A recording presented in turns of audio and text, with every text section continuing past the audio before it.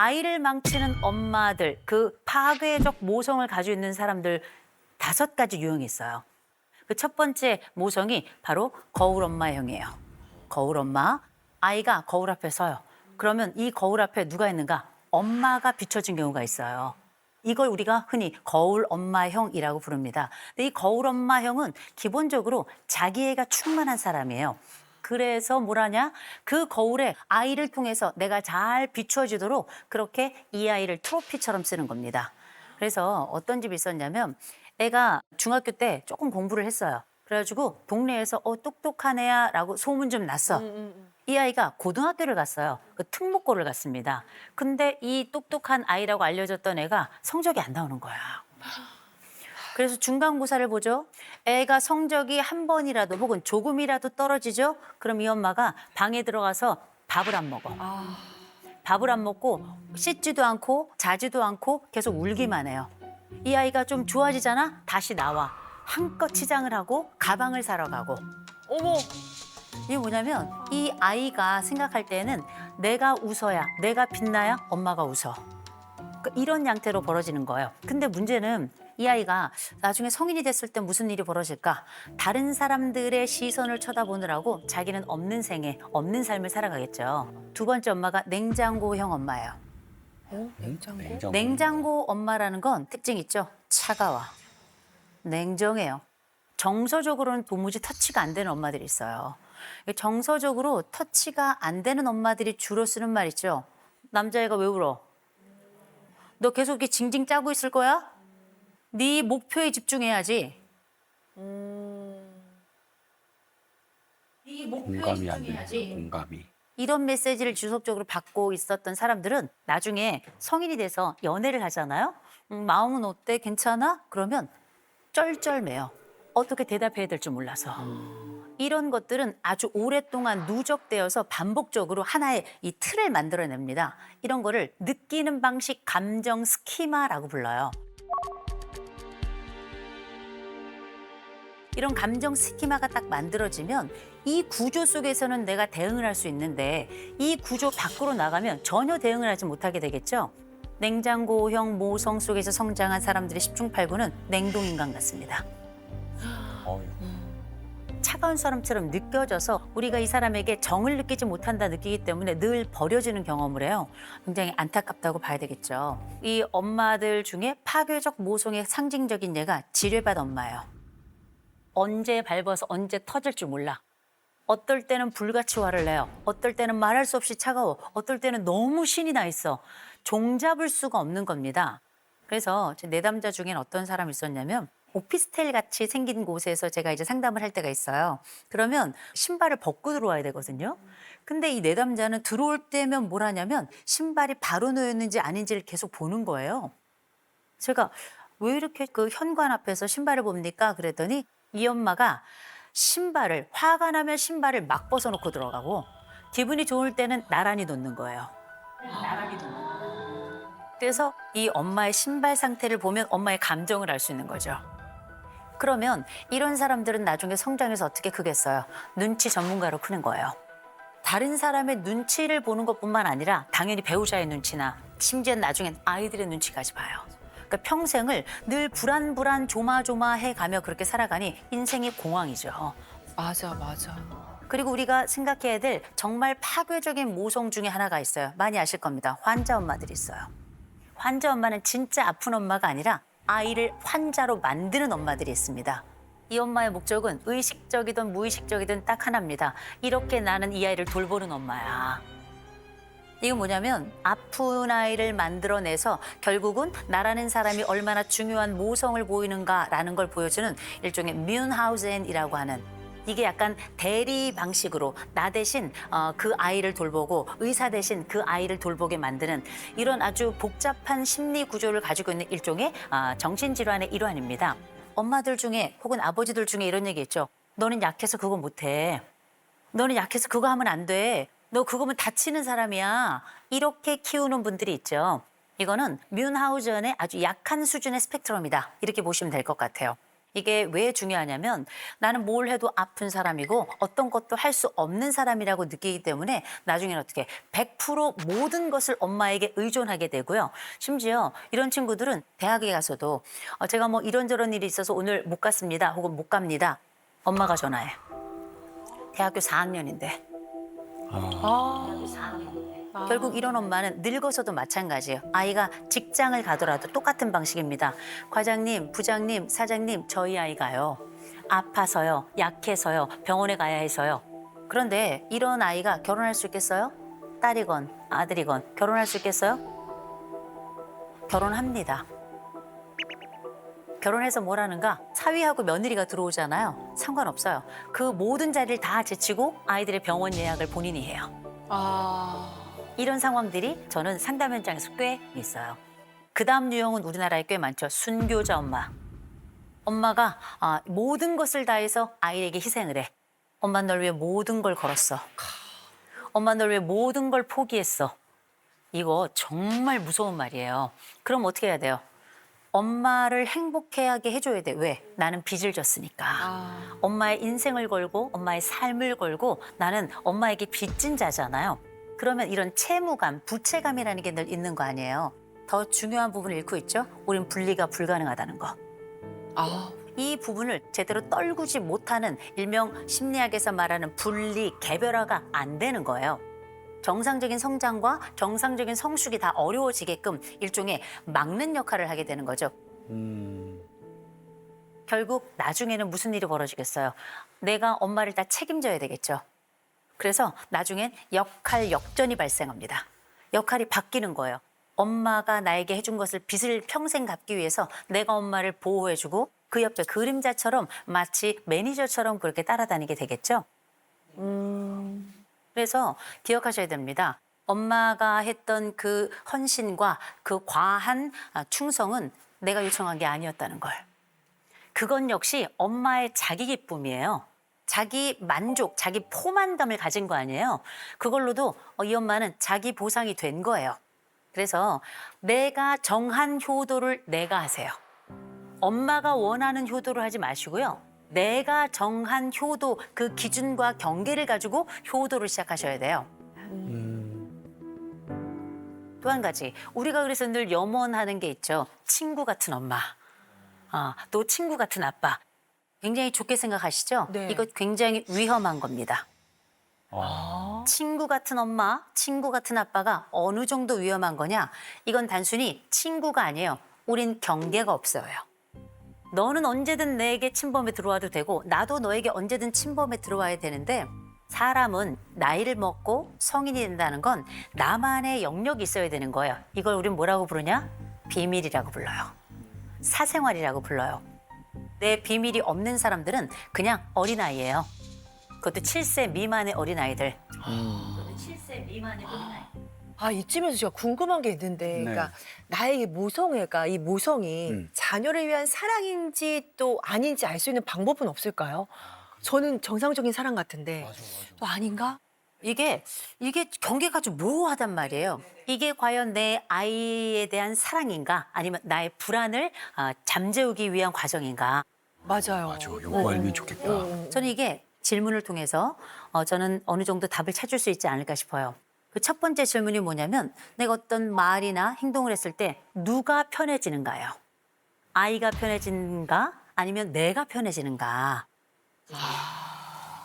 나중에 봤더니 아이는 똑같아. 그냥 나만 안심이 돼? 그렇다면 이건 아이를 사랑하는 방식이라기보다 나의 안심을 향한 것이다.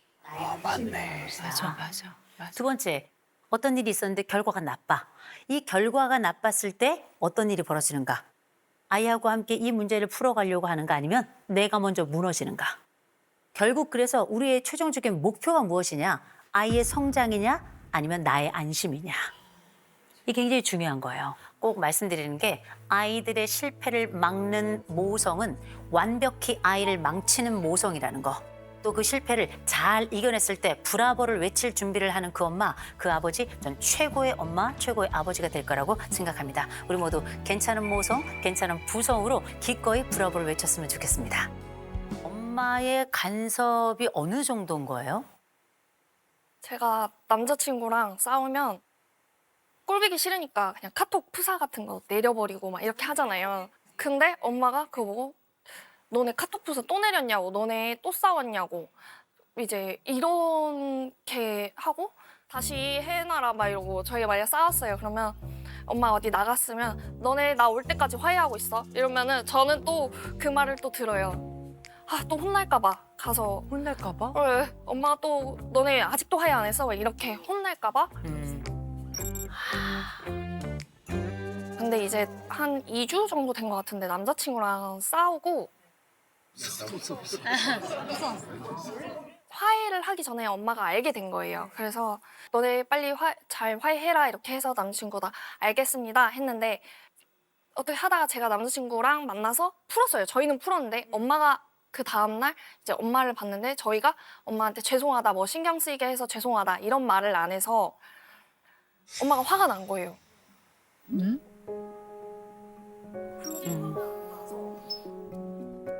남자친구도 내가 이런 것까지 이제 죄송하다 해야 되는 거냐. 이제 자기도 서운한 마음에 이제 엄마한테 그랬는데 엄마는 그게 얘 나 무시하나? 이런 생각을 하셨다고 하더라고요.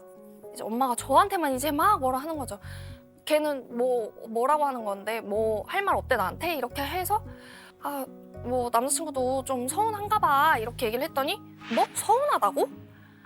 나한테 죄송한 게 아니라 서운하다고? 이렇게 되면서 조금 커졌었어요. 일이 좀 커졌었는데 그리고 제가 너 좋아하는 거 아니야? 너 좋아하는데 그렇게 행동할 수 없어. 이렇게 얘기를 해요.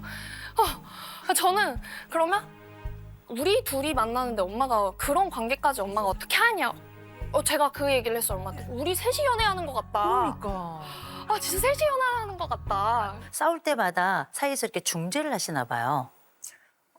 지금 사정상 그 예비사위가 저하고 같이 일을 하고 있어요. 아, 같이 일을 하세요? 지금 어머니 무슨 일 하세요? 제가 음식점을 운영하는데 음식점을. 네. 그래서 제가 이제 항상 같이 있잖아요. 그러니까 뭐 얘네들이 싸웠어. 근데 표정으로 보면 알잖아요. 엄마는 알잖아요. 근데 그 표정을 이게 손님들한테 가요. 그러니까 손님들한테 손님이 들어오시면 어서 오세요 하고 인사를 해야 되는데 인사를 안 해.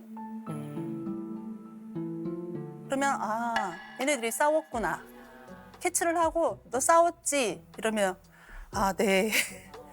빨리 화해해. 근데 어머니가 평소에 이런 의견이 다를 때 이렇게 부드럽게 말씀하진 않으셨을 것 같아요. 네. 네. 너네는 그게 맞다고 생각해? 야, 진짜 너네 그럴 거면 결혼 왜 해? 이렇게 네. 이런 식으로 약간 공격적으로 공격적인 공격적이시- 스타일이신가요? 오. 그러면은 저희도 좋은 말이 안 나가죠. 내 딸들은 참 엄마에 대해서 아들과 아버지 사이에 갖지 못하는 또 다른 감정들이 있습니다. 그래서 보통 딸들이 정말 극혐하는 엄마의 유형이 있어요. 첫 번째 유형이 독불장군형. 내 말만 맞아. 네 딸을 shut up. 그죠? 두 번째는 불통형이 있습니다. 대화 없어요. 통보. 완벽한 벽과 함께 살아가는 거죠. 마지막 권위형 엄마가 있습니다. 야, 내가 너 낳아서 내가 너 다 알아. 내가 너 위해서 희생한 게 얼만데 갚아야 되지 않겠어? 어머. 이렇게 사실은 어떤 유형도 내 엄마는 아니었으면 좋겠는 이런 유형인데 굳이 이제 이 유형 중에 우리 엄마다 생각되는 유형이 있다면 어떤 유형이 있을까요?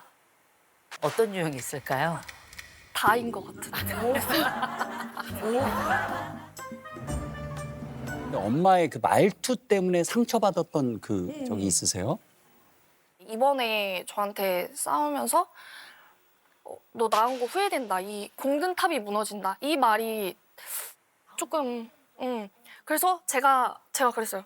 누가 낳아달라고 했냐. 내가 낳아달라고 해서 낳아준 것도 아니면서 나한테 왜 그런 말을 하냐. 이렇게 하면서 되게 감정적으로 싸웠거든요, 이번에. 감정이 너무 안쪽에 쌓인 게 많아서 울음을 참느라고.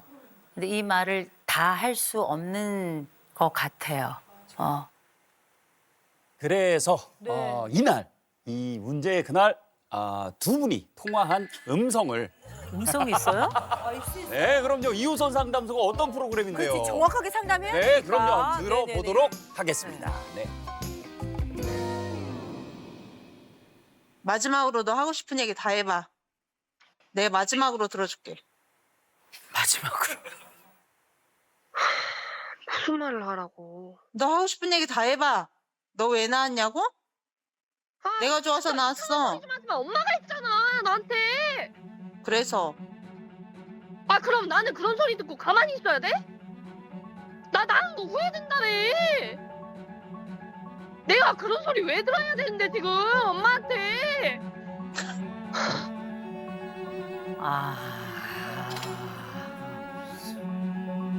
근데 제가 이 두 사람을 보면서 느낀 건 뭐냐면 어쩜 이렇게 비슷한가. 마치 서로 간에 자매들 간에 한판 대판 싸워서 그렇게 다투는 것처럼 낫다라는 말 빼고 나면 그냥 완전히 자매예요. 이게 검사에도 잘 나타나 있거든요. 엄마는 불안이 조금 높아요. 내가 했을 때 이게 생기는 여러 위험들을 이렇게 잘, 왜냐면 인생을 좀 살았으니까. 문제는 엄마는 인내력이 4점이에요. 문제가 딱 생기면 바로 해결해야 돼요. 바로 그게 해결이 안 되면 막 쩔쩔 매는 거예요. 답답해가지고 속이 터지거든요. 근데 재밌는 게 뭐냐면 딸이 자율성 44점이라면 엄마가 25점이에요. 의외로 훨씬 더 자율성이 낮죠. 이게 지금 상황이 생겨나는 게 너무 관여도가 높죠. 관여하는 게 아니에요. 떨어지는 게 힘든 거예요. 누군가 나에게 옆에 일종의 창처럼 방패처럼 옆에 딱 누가 붙어 있어야 돼요. 친구처럼. 그게 지금까지는 딸들이 그중에서도 장녀였던 것 같아요. 사실 엄마가 가지고 있는 이 특성이 어쩌면은 이 딸에게는 제일 먼저 위로가 안 돼요. 엄마는 나를 위로해주는 사람이 아니야. 다그치는 사람이고 즉시 관여하고 계속 간섭하고 나를 힘들게 하는 사람인데 사실 엄마 입장에서는 내 딸이 괜찮았으면 좋겠어. 왜? 내 딸이 곧 나를 떠나. 그래서 나는 불안이 너무 높아요. 그런데 이 불안 자체도 있지만 내 딸이 뭔가 잘못된다는 건 내가 잘못되는 거하고 똑같아요. 딸이 일종의 나에게는 두 번째 자아 같은 거예요. 두 번째 자아. 그래서 엄마가 이 딸들에게 이 마음을 붙이고 있는 지점이 훨씬 더 딸이 엄마에게 마음을 붙이는 지점보다 커요. 그래서 이 불안이 뭔지를 찾아야 돼요. 제가 유방암 수술을 했어요. 언제 하셨어요? 3번을 했는데 3번이요? 재발을 계속 한 건가요?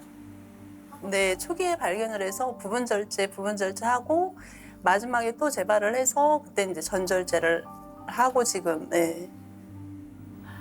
생사를 오가네요. 아주 오랫동안. 만약에 우리 딸들이 이렇게 어린데 혹시라도 내가 이제 없다면 우리 딸들은 어떨까 이런 생각을 좀 예전보다는 하게 된 것 같아요. 충분히 그럴 수 있어요. 그래도 일단 그 3번의 엄청난 인생의 사건인데 너무 잘 극복하셨어요. 엄마는 사실 관여도가 높을 수밖에 없어요. 높을 수밖에 없어서 이때는 어떻게 해야 되냐면 이때는 딸이 엄마의 관여도를 밀어내야 돼요. 제일 먼저 사위를 내보내세요. 싸우는 꼴을 보지 마셔야 돼요. 관여를 한다면 어떤 관여를 해야 되냐면 아이들의 건강한 미래를 만들 관여를 해야 돼요. 시시콜콜한 건 어른이 건드리는 게 아니에요. 어른들의 훈수는 큰 인생의 중요한 지점에 무르러 오면 그때 얘기하는 겁니다. 어머니의 관여도가 너무 많다. 그러니 적어도 분리해야 될 가족은 분리하자라고 말씀을 드리는 거예요. 그다음 어머니 말투부터 먼저 좀 바꾸면 좋아요. 이 집이 말이 날섰어요. 엄마는 어떤 특성이 있냐면 야, 내가 너 키웠잖아. 고마워해야지. 엄마는 그런 요청을 하고 있는 거예요. 그렇죠? 엄마가 인정받고 싶은 부분은 전 이해해요. 근데 이걸 굳이 치사하게 얘기를 하니까 나도 그래? 그럼 나도 이렇게 되는 거거든요. 이 집은 고백이 좀 필요해요. 이 집은 사실의 언어만 있고 고백의 언어가 없거든요. 지금 고백해야 나이 들어서도 고백할 수 있어요.